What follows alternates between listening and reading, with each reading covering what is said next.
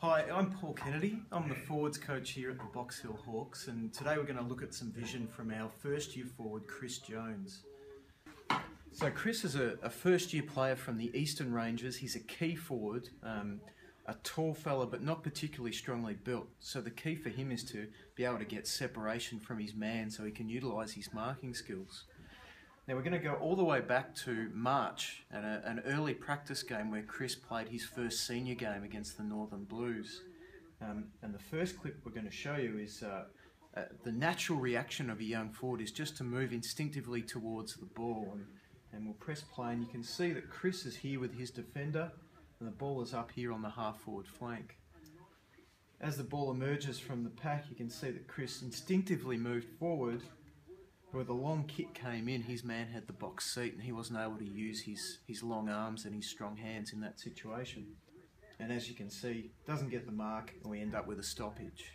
Now at half time we addressed this with Chris and we talked to him about the importance of actually taking his man away from the ball to create space in front of him that he can then go and mark the football. This is the fourth quarter now. You can see the ball is in the centre of the park. Chris is up around the 50-metre line. And as soon as he sees it emerging, you can see that he starts moving towards goal. You can see in doing that, he makes his defender make a choice between looking at him or looking at the ball. And in this situation, you can see he's actually looking at the ball. You watch what Chris does next. He turns and then leads back at the football and takes the mark. So that was some really good stuff from a young player to take that on board at half time and then execute it in the second half. Now, because the team has been travelling so well and so few injuries, Chris didn't get another chance in the senior team until round 18 at Geelong. But needless to say, in the meantime, that message had been reinforced to him both by the senior coaches and the development team coaches. We've got a great example here at Geelong. The ball's at a stoppage on the half forward line. Chris is down here at full forward. And you can see he still has that instinct to move forward towards the football, but now he's able to temper it. He'll move back, he'll take his man towards the goals.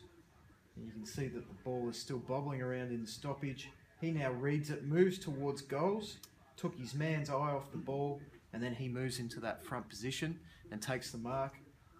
And went back and kicked the goal, and that was one of 5 goals he kicked on debut.